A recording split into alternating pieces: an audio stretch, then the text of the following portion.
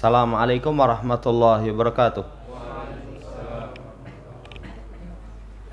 Innal hamdalillah nahmaduhu wa nasta'inuhu wa nastaghfiruh wa na'udzu billahi min sururi anfusina was sayyiati a'malina. May yahdihillahu fala mudilla lahu wa may yudlilhu fala hadiya lahu. Wa asyhadu an la ilaha illallah wahdahu la syarika lah. Wa asyhadu anna Muhammadan abduhu wa rasuluh. Allahumma salli ala Muhammad wa ala ali Muhammad. Ya ayyuhalladzina amanu taqullaha haqqa tuqatih wa la tamutunna illa wa antum muslimun. Ya ayuhan nasu taqu rabbakumul ladzi khalaqakum min nafsin wahidah wa khalaqa minha zawjaha wa batha minhuma rijalan katsiran wa nisaa wa taqullaha alladzi tasaaluna bihi wal arham innallaha kana 'alaikum raqiba. Ya ayyuhalladzina amanu taqullaha wa qulu qawlan sadida yuslih lakum a'malakum wa yaghfir lakum dhunubakum wa may yuti'illaha wa rasulahu faqad faza fawzan 'azima. Amma ba'd, fa inna ashdaqal hadits kitabullah wa khairal hadi hadi Muhammadin sallallahu alaihi wasallam wa syarrul umuri muhdatsatuha fa inna kulla muhdatsatin bid'ah wa kulla bid'atin dhalalah wa kulla dhalalatin finnar. Allah manfa'na bima 'allamtana wa 'allimna ma yanfa'una wa zidna ilma. Ma'asyiral muslimin rahimani wa rahimakumullah.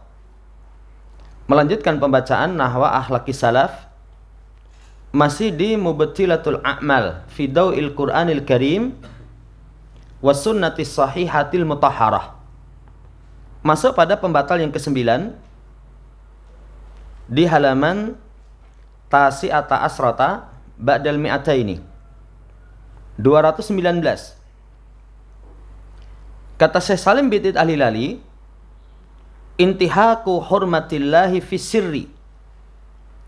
Ketika seseorang melanggar larangan Allah Subhanahu wa taala ketika dalam kondisi sendiri. Saudara yang saya hormati, seseorang itu diperintahkan oleh Nabi bertakwa kepada Allah itu dalam kondisi terang-terangan maupun dalam kondisi sendiri. Nanti dalam hadis ittaqillaha haitsuma kunta. Takwalah kamu dimanapun kamu berada, di tengah manusia ataupun dalam kondisi sendiri. Bahkan ketakwaan ketika sendiri itu menunjukkan kesempurnaan. Kalau di tengah manusia, seseorang takut melanggar larangan Allah Subhanahu wa taala, itu bisa pendorongnya pengen dipuji, takut dicela. Tapi kalau ketika sendiri, itu paling penyakitnya cuman bangga diri, ujub. Saudara yang saya hormati, fisir wa alan, supaya seseorang bertakwa kepada Allah Subhanahu wa taala. Dibawakan yang pertama riwayatnya Thauban, semoga Allah meridainya, dari Nabi sallallahu alaihi wasallam. Beliau berkata, la a'lamanna aqwaman min ummati ya'tuna yaumal qiyamati bihasanati amsali jibali tihamah bidha fayaj'aluhallahu azza wa jalla haba'an mansura. Kata Nabi, sungguh-sungguh aku akan beritahukan kaum-kaum dari umatku yang mereka datang di hari kiamat itu dengan membawa kebaikan semisal gunung Tihamah yang putih. Ini Masya Allah, kebaikan yang luar biasa, banyaknya.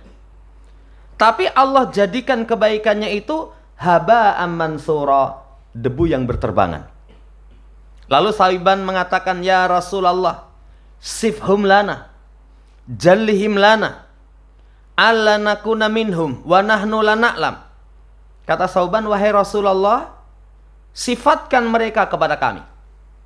Minta ya Rasul terangkan. Ya. Jallihim lana, terangkan dengan gamblang kepada kami, supaya kami tidak termasuk dari mereka, supaya kami tidak termasuk dari mereka sementara kami tidak mengetahui. Saudara yang saya hormati, ini permintaan Thauban.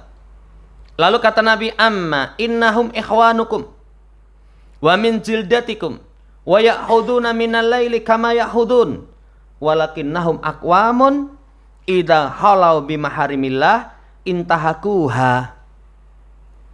Kata Nabi SAW, sesungguhnya mereka itu saudara kalian, berarti muslim, dari kulit kalian, maksudnya dari jenis kalian. Mereka ambil di waktu malam sebagaimana kalian ambil. Jadi malamnya juga sholat tahajud. Tapi mereka satu kaum, ketika mereka menyendiri dengan perkara-perkara yang Allah Subhanahu wa taala haramkan, mereka melanggar. Saudaraku yang saya hormati, ini menunjukkan kepada kita bahayanya kalau seseorang melakukan pelanggaran ketika sendiri. Ini hasungan kepada kita supaya kita jangan sampai kalau di sekumpulan orang baik, tapi ketika sendiri jelek. Itu merupakan ciri orang tersebut bukan orang yang baik. Orang yang baik itu dimanapun, kapanpun. Ittaqillaha haitsuma kunta. Kapanpun, dimanapun kamu bertakwa kepada Allah Subhanahu wa ta'ala. Saudara yang saya hormati, Allahumma ja'alna mimman yattaqika fi halwah wa jalwah. Ya Allah, jadikan kami orang-orang yang bertakwa kepadamu ketika sendiri maupun terang-terangan. Doanya beliau hafidallah ta'ala itu meminta kepada Allah supaya kita halwah wa jalwah itu senantiasa bertakwa kepada Allah. Jangan kalau kelihatan dari dohirnya, wah, apik, soleh, tapi begitu batinnya kelihatan, yang tersembunyi, wah, menampakkan keburukan-keburukan. Itu saudaraku yang saya hormati sifatnya orang munafik. Orang munafik itu kalau di hadapan orang banyak menampilkan sebagai seorang muslim, siar-siar keislaman dilakukan yang nampak. Tapi begitu bersama dengan orang-orang kafir, bersama dengan syaitan-syaitan mereka, kami bersama kalian. Kami itu hanya sekedar memperolok mereka. Ya Allah, jadikan kami orang yang bertakwa kepadamu fi halwah wa jalwah. Wa yu'addim sya'airak wa yajtanib maharimak fi sirri wa alan.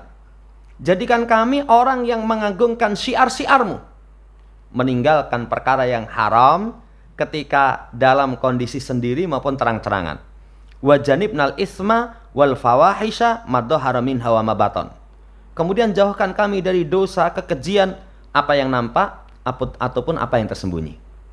Jamaah yang saya hormati, hadis ini kalau diperluas pembahasannya menunjukkan semangatnya para sahabat untuk meninggalkan perkara yang mendatangkan bahaya. Lihat Thauban radhiyallahu ta'ala anhu meminta kepada Nabi, ya Rasulullah, sifhum lana, jallihim lana. Sifatkan mereka kepada kami, jelaskan mereka kepada kami. Semangat untuk bisa menghindari perkara yang buruk. Sampai minta supaya diterangkan, digamblangkan agar terhindar dari kejelekan. Wallahu ta'ala alam. Poin yang ke-9. Poin yang ke-10, al-farhu was-surur biqatlil mu'min. Bahagia, gembira dengan terbunuhnya seorang mukmin. Dengan terbunuhnya seorang mukmin. Al-muslimu maksumud dam. La yahillu li insanin ayasfika damahu illa bihaqqil Islam. Muslim itu darahnya terjaga. Tidak halal seorang manusia untuk menumpahkan darahnya kecuali dengan hak Islam. Kecuali dengan hak Islam. Hak Islam itu misalkan bunuh, kisos. Itu pun nanti ada rincian-rincian. Ya, murtad, diminta tobat, nggak mau tobat, bunuh, dihukum bunuh. Zina muhsan, sudah pernah menikah, pernikahan yang sah, sudah pernah hubungan suami istri walau sekali, berbuat zina dengan syarat-syaratnya, itu haknya Islam. Begal misalkan, ya, qati'ut thariq, dihukum bunuh, itu hanya Islam. Tapi kalau tidak dengan alasan yang diperbolehkan oleh syariat, saudara yang saya hormati, darah seorang muslim itu terjaga. Nabi katakan, inna dima'akum wa amwalakum wa a'radakum alaikum haram. Sesungguhnya darah kalian, kehormatan kalian, ya, dima'akum wa amwalakum wa a'radakum, harta kalian atas kalian haram. Kemudian waqad ja'atil ayat as-sarihatu wal ahaditsus sahihatu fi ta'dimi hurmatil mu'min. Sungguh ayat-ayat yang jelas telah datang, hadis-hadis yang sahih telah datang mengagungkan kemuliaan seorang mukmin. Kemudian kerasnya fiman istahala damahu, bagi orang yang menghalalkan darahnya. Sampai di sisi Allah Subhanahu wa taala, hilangnya nyawa seorang mukmin itu indallah, ya, itu lebih berat dibandingkan dengan hilangnya dunia seisinya. Jadi dunia seisinya itu, hancurnya dunia seisinya itu lebih ringan di sisi Allah dibandingkan dengan hilangnya nyawa seorang mukmin. Ini menunjukkan darah seorang mukmin itu amat bernilai. Ya, keras ancamannya siapa yang menghalalkan. Kemudian siapa yang fasafakahu, mengalirkan. Walam yakun indallahi minallahi burhan. Lam yakun indahu minallahi burhan. Sementara dia sekali lagi nggak ada alasan. Kok mbok pateni? Oh, saya emosi. Bukan alasan itu. Kok mbok pateni? Lah nganyelke. Bukan alasan itu. Saudara yang saya hormati, apalagi disertai dengan menghalalkan. Kok mbok pateni rapopo. Halal saja. Itu kalau yang menghalalkan itu seorang mukmin, seorang muslim, bisa murtad karena menghalalkan sesuatu yang haram.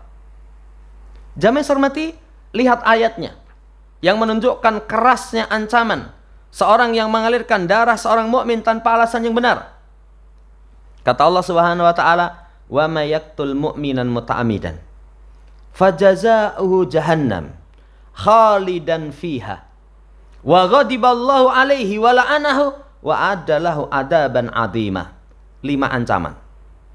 Siapa yang membunuh seorang mukmin sengaja. Kan pembunuhan itu nanti ada sengaja, ada mirip sengaja, ada tidak sengaja. Yang dapat ancaman dalam ayat ini muta'ammidan, jarak, dengan sengaja. Balasannya pertama jahannam. Ngeri itu. Dimasukkan jahannam, keras adabnya. Balasan kedua khalidan fiha, kekal. Walaupun nanti diterangkan oleh para ulama, kalau membunuh mukmin dengan sengaja, meyakini kehalalannya, kekal di neraka jahanam selama-lamanya. Tapi kalau membunuh seorang mukmin dengan sengaja, tidak meyakini halal, hanya memperturutkan emosi, ya, kemudian sengaja dia bunuh, tapi meyakini haram, itu kata-kata khalidan fiha itu lama sekali. Karena dalam bahasa Arab namanya khalid, ya, khalidan fiha itu lama. Kalau seorang tinggal di satu tempat khalidan fiha maksudnya lama sekali. Ancaman yang kedua. Ancaman yang ketiga, Allah marah kepadanya. Ancaman yang keempat, Allah melaknatnya, diusir, dijauhkan dari rahmat Allah Subhanahu wa taala.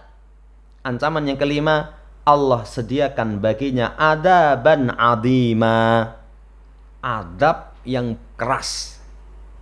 Adab yang keras. 5 ancaman. Jamaah hormati, ini membunuh dengan sengaja. Kemudian dalam hadis Nabi sallallahu alaihi wasallam, man qatala mu'minan faktabata biqatlihi lam yakbalillahu minhu sarfa wala adla. Siapa yang membunuh seorang mukmin, kemudian dia gembira dengan membunuhnya. Sing mateni kowe to, Kang? Oh. Marem aku. Marem. Puas. Ya, senang. Maka Allah tidak akan menerima darinya sarfa wala adla. Allah tidak terima darinya sarfa wala adla, itu maksudnya Allah tidak terima nafilatan wala faridatan. Amalan sunnah ataupun amalan wajib rati tompo itu. Tidak akan diterima. Tidak akan diterima.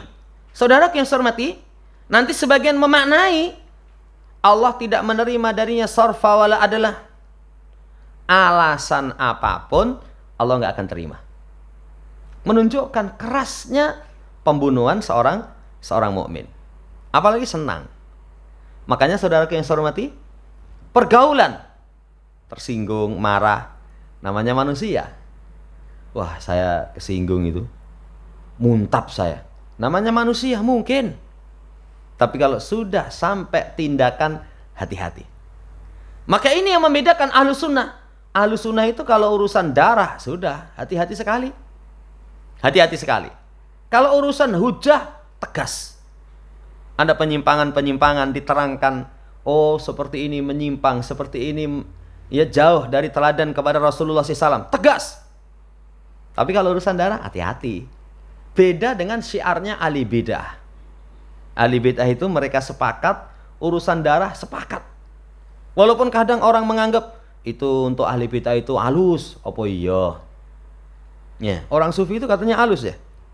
Tapi coba di negeri kita, begitu disinggung keyakinan syiriknya, marah itu. Sampai di mana itu ada mobil dibakar, ya, dipukuli ustadz-ustadznya. Saudara yang saya hormati, hati-hati. Sampai gembira mengalirkan darah seorang mukmin, Allah nggak akan terima alasan. Amalan sunnah, amalan wajib, Allah nggak akan terima. Ini syahidnya. Ini syahid yang menunjukkan sebab pembatal amal. Kemudian dalam hadis yang lain, la yazalul mu'min mu'niqa salihah malam yusib daman harama fa idza asaba daman harama bala'a. Ya. Saudara yang saya hormati, senantiasa seorang mukmin itu mu'niqa salihah.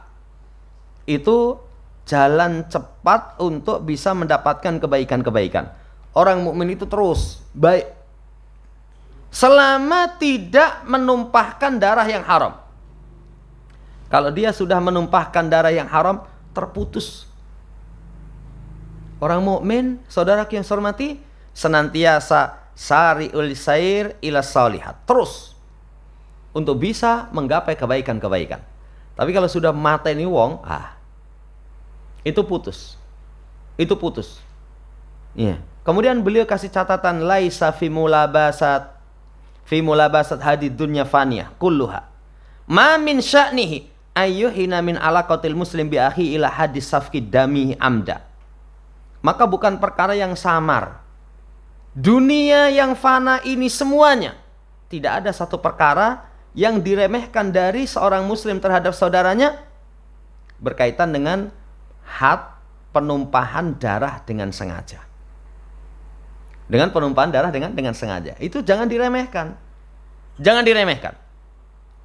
Wa man fa'ala dzalika faqad qatala hadhil wasya'ija al-karimatal 'azimata allati ansha'aha Allahu bainal mu'minin. Siapa yang melakukan ini? Jadi siapa yang melakukan ini? Sungguh dia telah membunuh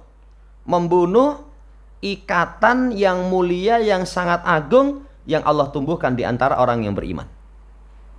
Kalau sudah membunuh mukmin, ikatan yang paling kuat itu bisa menjadi rusak. Dia telah hancurkan itu. Wa naqadha uraha alwasiqata. Dia telah mengurai ikatan-ikatan yang kuat yang asasnya adalah Rabbul Alamin. Allah Subhanahu wa taala. Kan persaudaraan kita ini ikatannya karena Allah Subhanahu wa taala. Bukan persaudaraan karena sama-sama kita ini sama-sama singoedan. Karena ada orang persaudaraannya kenapa? Singoedan. Apa persaudaraannya?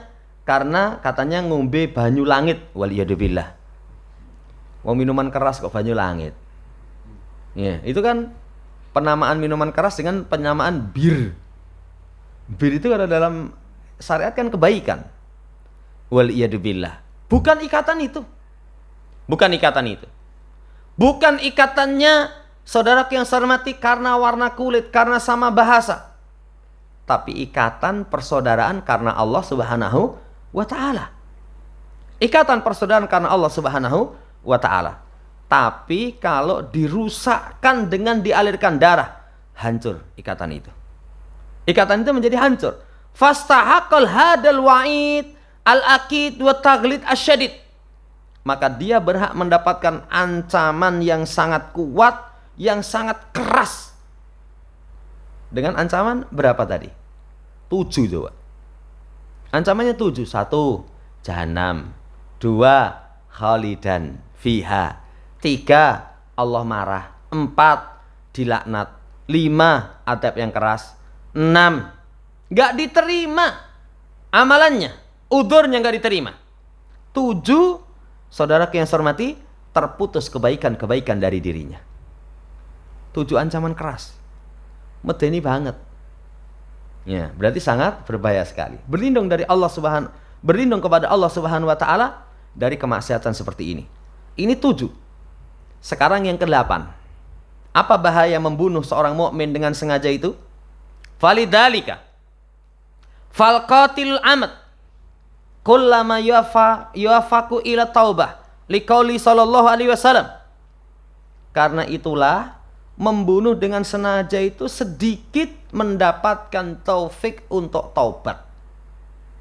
Kata Nabi, aballah ayyaj'ala liqatilil mu'min taubah.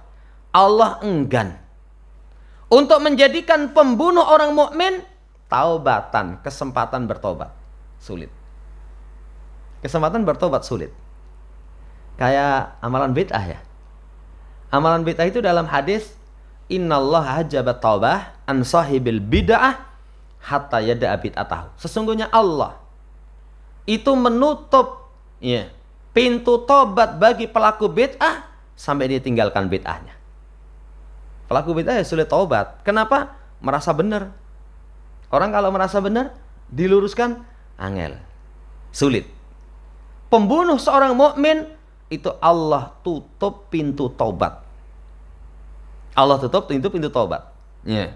Allah enggan memberikan kesempatan untuk bertobat.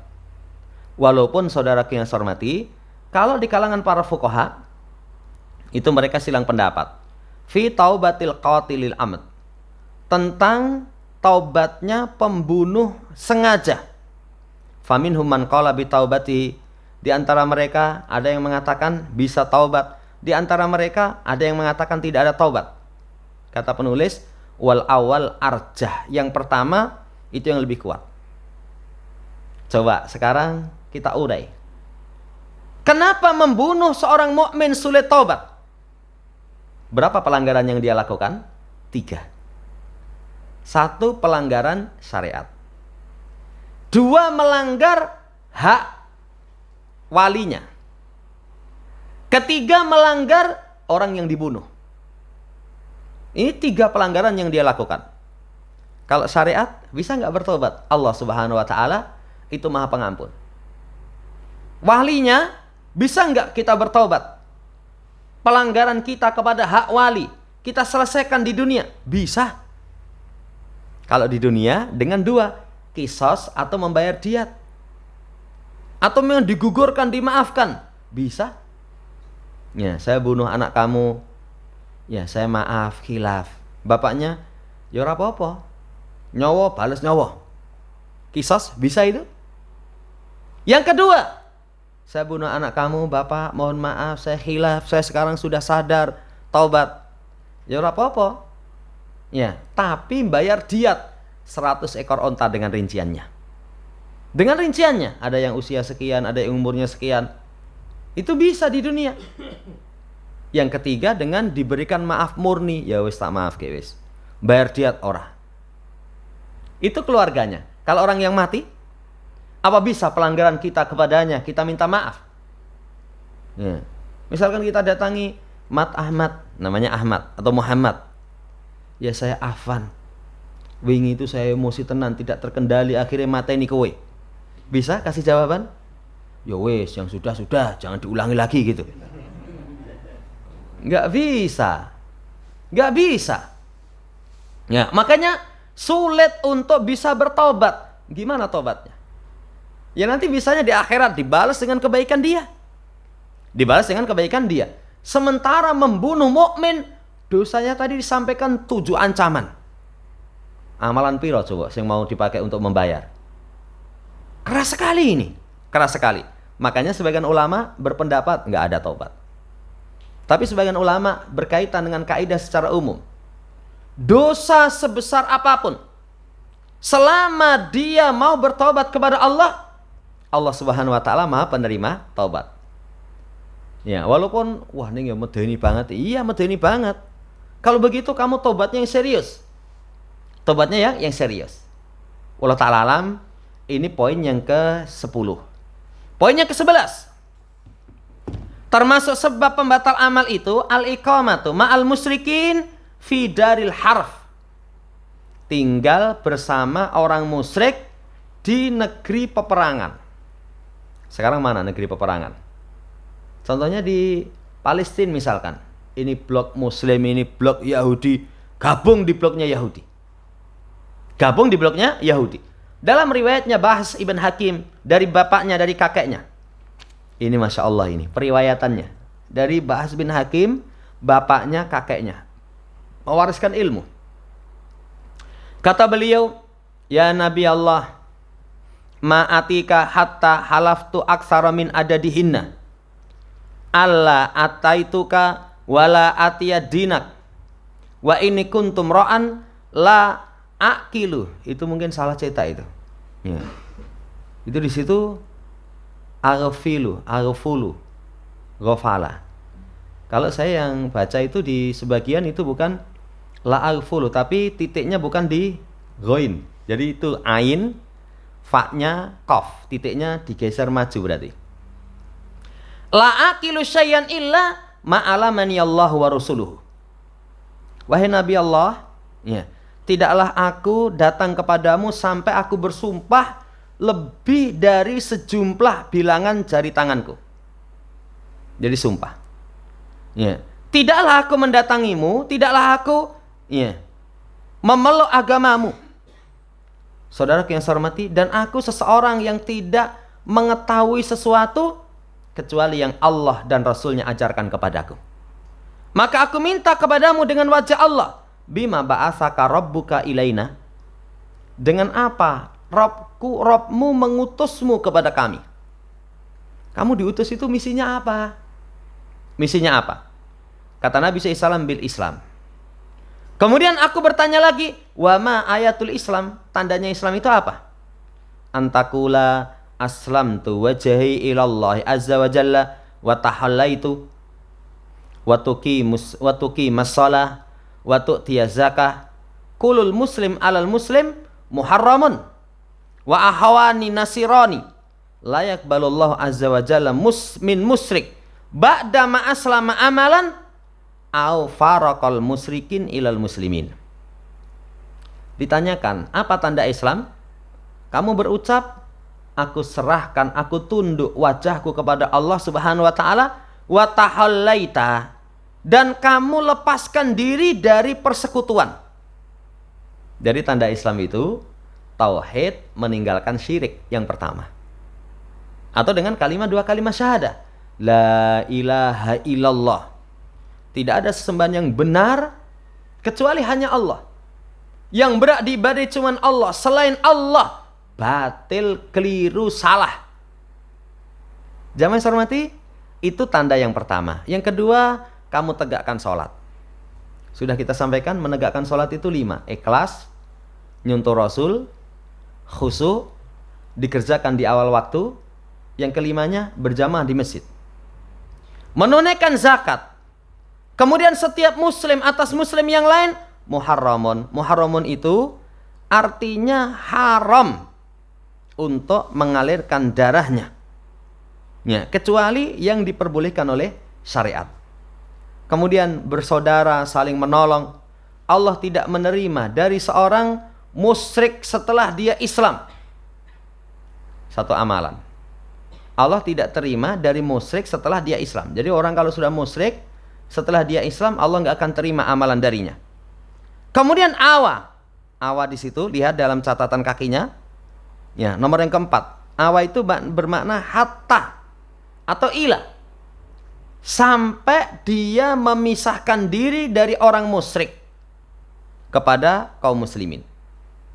Jadi dituntut seseorang jangan tinggal bersama orang musyrik.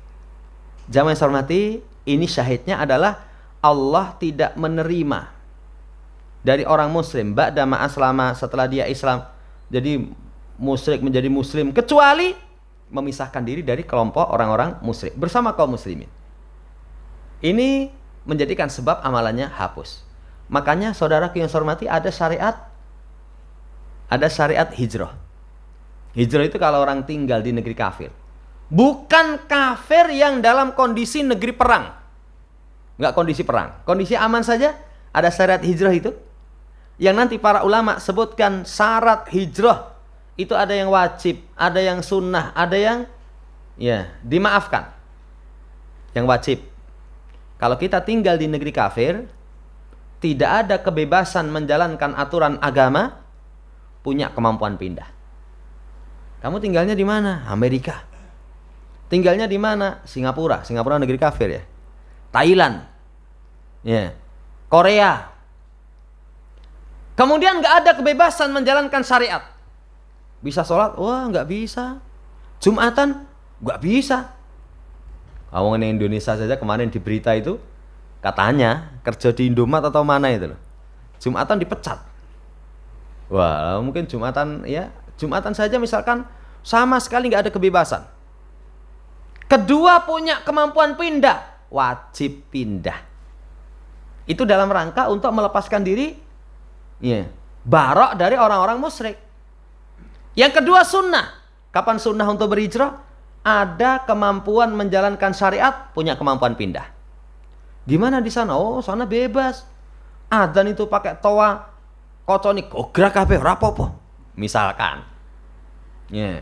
Jumatan bebas, pakai jilbab bebas. Silahkan kalian. Muslimin misalkan. Punya kemampuan pindah, sunnah pindah. Yang ketiga, yang dimaafkan. Yang dimaafkan itu yang nggak ada kebebasan menjalankan syariat, nggak punya kemampuan pindah. Kan sekarang untuk pindah itu ternyata nggak gampang. Tidak gampang. Saudara yang saya hormati, ini menunjukkan kepada kita harus berlepas diri dari orang musyrik. Lah kalau di tempatnya orang musyrik kita diperintahkan hijrah, berarti bepergian ke negeri orang kafir, orang musyrik, itu secara asal nggak boleh kecuali kebutuhan.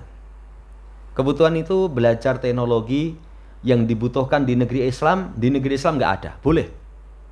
Tapi dengan syarat orang yang berangkat belajar itu punya ilmu, punya kesolehan, punya ilmu, menangkal pemikiran rusak mereka, punya akhlak, punya kesolehan, menangkal bejatnya moral mereka.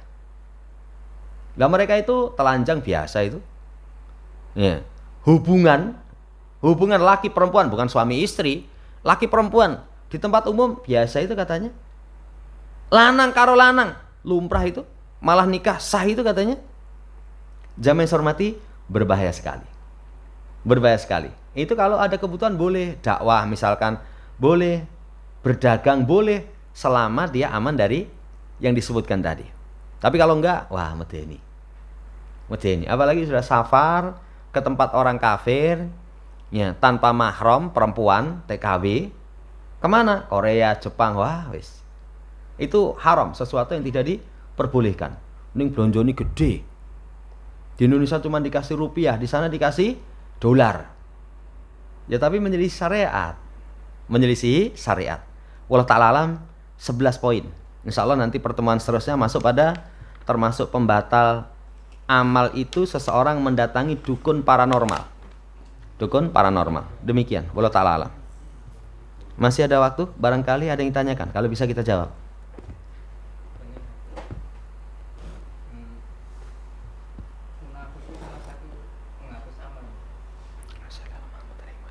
Iya. Bohong itu apa ya? Bisa menghapuskan amal. Jadi kalau munafik secara umum, kemunafikan jelas menghapus amal. Karena seorang dikatakan mukmin itu diucapkan dengan lisan, diyakini dalam hati, diamalkan dengan anggota badan. Yazidu bi ta'ah wa yanqusu bil ma'siyah. Ucapan, keyakinan, amalan.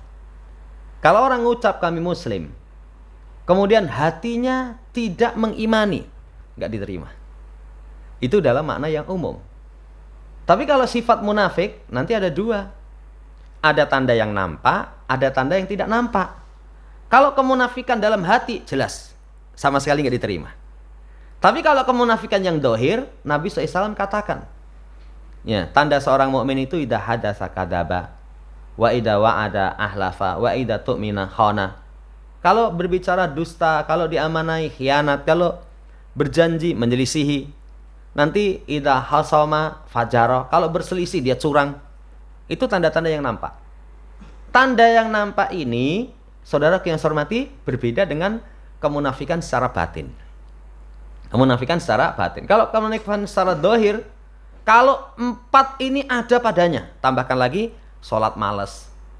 Karena ada dalam ayat, tanda mereka adalah sholat malas, amalan riya. Itu terkumpul dalam diri seseorang, dia munafik tulen. Karena nggak mungkin orang mukmin kok memiliki tadi berapa? 4, 5, 6 sifat langsung. Ngomongnya dusta, berjanji menyelisihi, dipercaya khianat. Dipercaya khianat. Yang keempatnya kalau bersengketa curang. Sholat malas. Yang keenam itu pamer ketika beramal. 6 perkara ini terkumpul dalam diri seseorang, munafik murni. Karena nggak mungkin orang mukmin punya seperti itu. Tapi kalau cuma 1, dia ngomong piye? Dia ngomong dusta. Itu alamat kemunafikan. Sampai dia tinggalkan alamat kemunafikan itu. Berdosa besar, tapi bukan pembatal amal. Kalau dipercaya khianat, diamanai khianat, wah munafik itu. Itu ciri munafik. Sampai dia tinggalkan kemunafikan itu. Ya, wallahu ta'ala alam. Jadi kalau kemunafikannya hati, itu sudah pembatal amal. Karena iman itu harus diyakini dalam hati. Tapi kalau yang dohir, kalau 6 terkumpul, munafik murni. Tapi kan nggak mungkin dalam diri seorang mukmin kok 6 itu terkumpul dalam dirinya. Tapi kalau hanya 1 perangai, maka terjangkiti sifat kemunafikan sampai dia tinggalkan. Wallahu ta'ala alam.